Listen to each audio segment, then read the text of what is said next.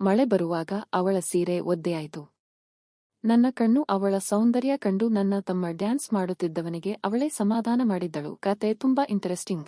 ಶ್ರೀ ಶಿರಡಿ ಸಾಯಿಬಾಬಾ ಹಾಗೂ ಬೆಂಗಾಳಿ ಅಗೋರಿ ನಾಗ ಸಾಧುಗಳ ಗುರುದೀಕ್ಷೆ ಪಡೆದಿರುವ ದಕ್ಷಿಣ ಭಾರತದ ಪ್ರಮುಖ ಜ್ಯೋತಿಷರು ಪಂಡಿತ್ ಶ್ರೀ ವಾಮನ್ ಭಟ್. ನಿಮ್ಮ ಯಾವುದೇ ನಿಗೂಢ ಗುಪ್ತ ಸಮಸ್ಯೆಗಳಿದ್ದರೂ ಶಿರಡಿಯ ರಾಜ ಗುರುಗಳ ತಿಳಿದಿರುವ ಮಾಂತ್ರಿಕ ವಿದ್ಯೆಗಳಿಂದ ಶಾಶ್ವತ ಪರಿಹಾರ ಶತಸಿದ್ಧ. ನಿಮ್ಮ ನಂಬಿಕೆಗೆ ಇಲ್ಲಿ ಮೋಸವಿಲ್ಲ. ನಂಬಿ ಕರೆ ಮಾಡಿ 8971832255. ಹಾಯ್ ಫ್ರೆಂಡ್ಸ್, ಎಲ್ಲರಿಗೂ ನಮಸ್ಕಾರ.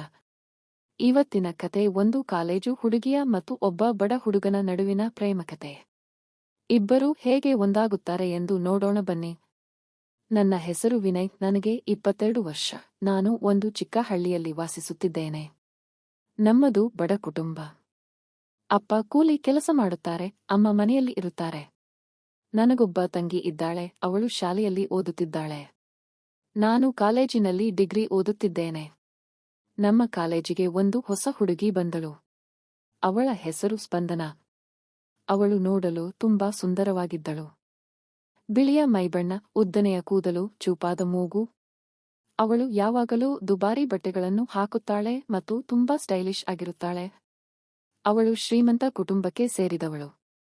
ನಾನು ಮೊದಲ ಬಾರಿಗೆ ಸ್ಪಂದನಳನ್ನು ನೋಡಿದಾಗ ನನಗೆ ಅವಳ ಮೇಲೆ ಲವ್ ಆಯಿತು.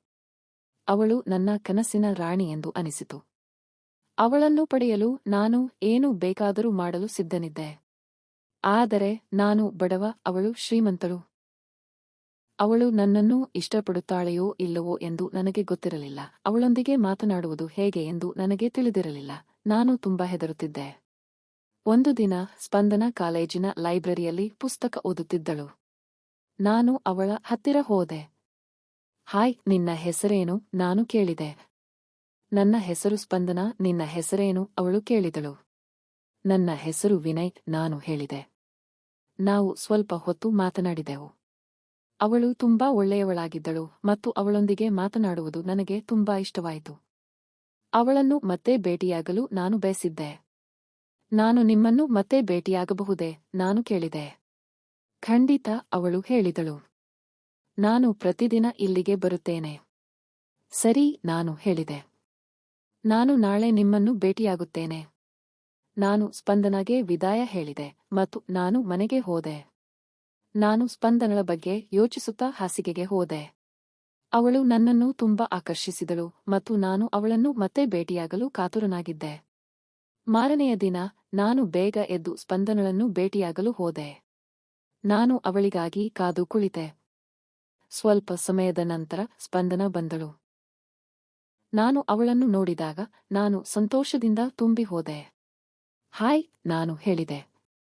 ಹಾಯ್, ಅವಳು ಹೇಳಿದಳು. ನಾವು ಸ್ವಲ್ಪ ಹೊತ್ತು ಮಾತನಾಡಿದೆವು. ನಾನು ಅವಳ ಬಗ್ಗೆ ಇನ್ನಷ್ಟು ತಿಳಿದುಕೊಂಡೆ. ಅವಳು ತನ್ನ ತಂದೆ ತಾಯಿಯೊಂದಿಗೆ ವಾಸಿಸುತ್ತಿದ್ದಳು ಮತ್ತು ಅವಳು ಕಾಲೇಜಿನಲ್ಲಿ ಡಿಗ್ರಿ ಓದುತ್ತಿದ್ದಳು. ಅವಳು ಮುಂದೆ ಡಾಕ್ಟರ್ ಆಗಬೇಕೆಂದು ಬಯಸಿದ್ದಳು. ನಾನು ಅವಳನ್ನು ಪ್ರೀತಿಸುತ್ತಿದ್ದೇನೆಂದು ನನಗೆ ಅರ್ಥವಾಯಿತು. ನಾನು ಅವಳಿಗೆ ನನ್ನ ಪ್ರೀತಿಯನ್ನು ವ್ಯಕ್ತಪಡಿಸಲು ಬಯಸಿದ್ದೆ, ಆದರೆ ನಾನು ಹೆದರುತ್ತಿದ್ದೆ. ನಾನು ಅವಳಿಗೆ ಇಷ್ಟವಾಗುತ್ತೇನೆಯೋ ಇಲ್ಲವೋ ಎಂದು ನನಗೆ ತಿಳಿದಿರಲಿಲ್ಲ. ನಾನು ನಿಮಗೆ ಒಂದು ವಿಷಯ ಹೇಳಬೇಕೆಂದುಕೊಂಡಿದ್ದೇನೆ, ನಾನು ಹೇಳಿದೆ. ಏನು? ಅವಳು ಕೇಳಿದಳು. ನಾನು ನಿಮ್ಮನ್ನು ಪ್ರೀತಿಸುತ್ತೇನೆ, ನಾನು ಹೇಳಿದೆ. ಸ್ಪಂದನ ಆಶ್ಚರ್ಯಚಕಿತಳಾದಳು. ಅವಳು ಏನು ಹೇಳಬೇಕೆಂದು ಗೊತ್ತಾಗಲಿಲ್ಲ. ನಾನು ನಿಮಗೆ ಇಷ್ಟವಾಗುತ್ತೇನೆಯೋ ಇಲ್ಲವೋ ಎಂದು ನನಗೆ ತಿಳಿದಿರಲಿಲ್ಲ, ನಾನು ಹೇಳಿದೆ. ನಾನು ನಿಮಗೆ ಇಷ್ಟವಾದರೆ ನಾನು ತುಂಬಾ ಸಂತೋಷಪಡುತ್ತೇನೆ. ಸ್ಪಂದನ ನಕ್ಕಳು. ನಾನು ನಿಮ್ಮನ್ನು ಸಹ ಪ್ರೀತಿಸುತ್ತೇನೆ, ಅವಳು ಹೇಳಿದಳು. ನಾನು ಸಂತೋಷದಿಂದ ತುಂಬಿ ಹೋದೆ. ನಾನು ಸ್ಪಂದನಳನ್ನು ತಬ್ಬಿಕೊಂಡೆ. ನಾವು ಬಹಳ ಹೊತ್ತು ತಬ್ಬಿಕೊಂಡಿದ್ದೆವು. ನಾವು ಆ ದಿನದಿಂದ ಪ್ರೀತಿ ಮಾಡಲು ಪ್ರಾರಂಭಿಸಿದೆವು. ನಾವು ಪ್ರತಿದಿನ ಭೇಟಿಯಾಗುತ್ತಿದ್ದೆವು ಮತ್ತು ನಾವು ಒಟ್ಟಿಗೆ ಸಮಯ ಕಳೆಯುತ್ತಿದ್ದೆವು. ನಮ್ಮ ಪ್ರೀತಿ ದಿನದಿಂದ ದಿನಕ್ಕೆ ಹೆಚ್ಚಾಗುತ್ತಿತ್ತು. ಒಂದು ದಿನ ಸ್ಪಂದನಳ ತಂದೆ ತಾಯಿಗೆ ನಮ್ಮ ಪ್ರೀತಿಯ ವಿಷಯ ತಿಳಿಯಿತು. ಅವರು ಕೋಪಗೊಂಡರು. ಅವರು ಸ್ಪಂದನಳನ್ನು ನನ್ನೊಂದಿಗೆ ಮಾತನಾಡಲು ಬಿಡಲಿಲ್ಲ. ಅವರು ಸ್ಪಂದನಳನ್ನು ಬೇರೆ ಊರಿಗೆ ಕಳುಹಿಸಲು ನಿರ್ಧರಿಸಿದರು. ನಾನು ತುಂಬಾ ದುಃಖಿತನಾದೆ. ನಾನು ಸ್ಪಂದನಳಿಲ್ಲದೆ ಬದುಕಲು ಸಾಧ್ಯವಿಲ್ಲ ಎಂದು ನನಗೆ ಅನಿಸಿತು. ಅವಳನ್ನು ಮರೆಯುವುದು ಹೇಗೆ ಎಂದು ತಿಳಿಯುತ್ತಿಲ್ಲ.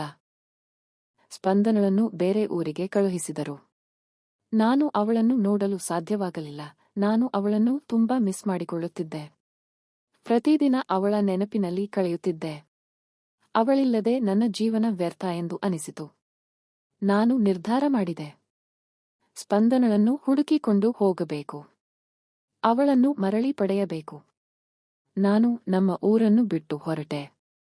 ನಾನು ಸ್ಪಂದನಳ ಊರಿಗೆ ಹೋದೆ. ಅಲ್ಲಿ ಅವಳನ್ನು ಹುಡುಕಲು ಪ್ರಾರಂಭಿಸಿದೆ. ಊರೆಲ್ಲ ಅಲೆದಾಡಿದೆ. ಅವಳ ಬಗ್ಗೆ ಯಾರಿಗೂ ಏನೂ ತಿಳಿದಿರಲಿಲ್ಲ. ನಾನು ನಿರಾಶನಾದೆ. ಒಂದು ದಿನ ನಾನು ಒಂದು ಕಾಲೇಜಿಗೆ ಹೋದೆ. ಅಲ್ಲಿ ಸ್ಪಂದನ ಓದುತ್ತಿದ್ದಾಳೆ ಎಂದು ನನಗೆ ತಿಳಿಯಿತು. ನಾನು ಸಂತೋಷದಿಂದ ಕುಣಿದಾಡಿದೆ. ತಕ್ಷಣ ಕಾಲೇಜಿಗೆ ಹೋದೆ. ಕಾಲೇಜಿನ ಗೇಟಿನ ಬಳಿ ನಿಂತು ಸ್ಪಂದನಳಿಗಾಗಿ ಕಾಯುತ್ತಿದ್ದೆ. ಬಹಳ ಹೊತ್ತಿನ ನಂತರ ಅವಳು ಬಂದಳು. ನಾನು ಅವಳನ್ನು ನೋಡಿದ ತಕ್ಷಣ ಓಡಿ ಹೋಗಿ ತಬ್ಬಿಕೊಂಡೆ. ಸ್ಪಂದನ ಆಶ್ಚರ್ಯದಿಂದ ನನ್ನನ್ನು ನೋಡಿದಳು. ನೀನು ಇಲ್ಲಿ ಹೇಗೆ ಬಂದೆ? ಅವಳು ಕೇಳಿದಳು. ನಾನು ನಿನ್ನನ್ನು ಹುಡುಕಿಕೊಂಡು ಬಂದೆ, ನಾನು ಹೇಳಿದೆ. ನಾನು ನಿನ್ನಿಲ್ಲದೆ ಬದುಕಲು ಸಾಧ್ಯವಿಲ್ಲ. ಸ್ಪಂದನ ಕಣ್ಣೀರಿಟ್ಟಳು. ನಾನು ಸಹ ನಿನ್ನನ್ನು ಮಿಸ್ ಮಾಡಿಕೊಳ್ಳುತ್ತಿದ್ದೆ, ಅವಳು ಹೇಳಿದಳು. ನಾವು ಮತ್ತೆ ಒಂದಾದೆವು. ಇಬ್ಬರೂ ತುಂಬಾ ಸಂತೋಷಪಟ್ಟೆವು. ಆದರೆ ಒಂದು ಸಮಸ್ಯೆ ಇತ್ತು. ಸ್ಪಂದನಳ ತಂದೆ ತಾಯಿಗೆ ನಮ್ಮ ಪ್ರೀತಿ ಇಷ್ಟವಿರಲಿಲ್ಲ. ನಾನು ಸ್ಪಂದನಳ ತಂದೆ ತಾಯಿಯ ಬಳಿ ಹೋದೆ. ಅವರನ್ನು ಬೇಡಿಕೊಂಡೆ. ಸ್ಪಂದನಳನ್ನು ನನಗೆ ಕೊಡಿ ಎಂದು ಕೇಳಿದೆ. ನಾನು ಅವಳನ್ನು ತುಂಬಾ ಪ್ರೀತಿಸುತ್ತೇನೆ, ಅವಳನ್ನು ಚೆನ್ನಾಗಿ ನೋಡಿಕೊಳ್ಳುತ್ತೇನೆ ಎಂದು ಹೇಳಿದೆ. ಸ್ಪಂದನಳ ತಂದೆ ತಾಯಿ ನನ್ನ ಮಾತನ್ನು ಕೇಳಿದರು. ಅವರು ನಮ್ಮ ಪ್ರೀತಿಗೆ ಒಪ್ಪಿಗೆ ನೀಡಿದರು. ನಾನು ಮತ್ತು ಸ್ಪಂದನ ಮದುವೆಯಾದೆವು. ನಾವು ಸಂತೋಷದಿಂದ ಸಂಸಾರ ನಡೆಸಲು ಪ್ರಾರಂಭಿಸಿದೆವು. ನಮ್ಮ ಪ್ರೀತಿ ಎಂದಿಗೂ ಕಡಿಮೆಯಾಗಲಿಲ್ಲ. ನಾನು ಮತ್ತು ಸ್ಪಂದನ ಮದುವೆಯಾಗಿ ಹಲವು ವರ್ಷಗಳೇ ಕಳೆದಿವೆ.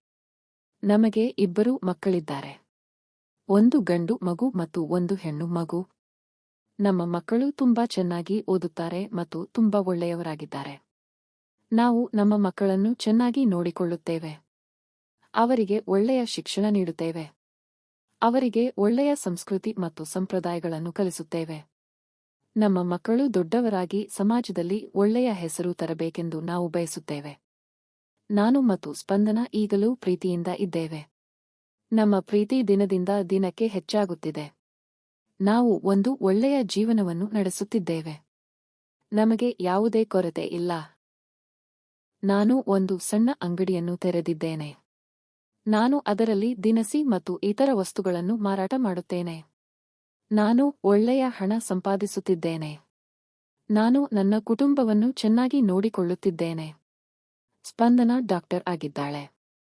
ಅವಳು ಒಂದು ಆಸ್ಪತ್ರೆಯಲ್ಲಿ ಕೆಲಸ ಮಾಡುತ್ತಿದ್ದಾಳೆ. ಅವಳು ರೋಗಿಗಳಿಗೆ ಸಹಾಯ ಮಾಡುತ್ತಿದ್ದಾಳೆ. ಅವಳು ತನ್ನ ಕೆಲಸದಲ್ಲಿ ತುಂಬಾ ಯಶಸ್ವಿಯಾಗಿದ್ದಾಳೆ. ನಾವು ನಮ್ಮ ಹಳ್ಳಿಯಲ್ಲಿ ಒಂದು ದೊಡ್ಡ ಮನೆಯನ್ನು ಕಟ್ಟಿಕೊಂಡಿದ್ದೇವೆ. ನಾವು ಅಲ್ಲಿ ನಮ್ಮ ಮಕ್ಕಳು ಮತ್ತು ನಮ್ಮ ತಂದೆ ತಾಯಿಯೊಂದಿಗೆ ವಾಸಿಸುತ್ತಿದ್ದೇವೆ.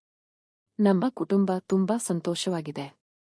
ನಾನು ಮತ್ತು ಸ್ಪಂದನ ಸಂತೋಷದಿಂದ ಮತ್ತು ನೆಮ್ಮದಿಯಿಂದ ಜೀವನ ನಡೆಸುತ್ತಿದ್ದೇವೆ. ನಮಗೆ ಯಾವುದೇ ಚಿಂತೆ ಇಲ್ಲ. ನಮ್ಮ ಮಕ್ಕಳು ಮತ್ತು ನಮ್ಮ ಪ್ರೀತಿ ನಮ್ಮ ಜೀವನದ ಆಧಾರ. ನಾವು ಸಾಯುವವರೆಗೂ ಒಟ್ಟಿಗೆ ಇರುತ್ತೇವೆ. ಇದಿಷ್ಟು ಈ ಕತೆ. ನಿಮಗೆ ಇಷ್ಟವಾಯಿತೆಂದು ಭಾವಿಸುತ್ತೇನೆ. ಇಂತಹ ಮತ್ತಷ್ಟು ಕತೆಗಳಿಗಾಗಿ ನಮ್ಮ ಚಾನಲ್ ಅನ್ನು ಸಬ್ಸ್ಕ್ರೈಬ್ ಮಾಡಿ. ಧನ್ಯವಾದಗಳು.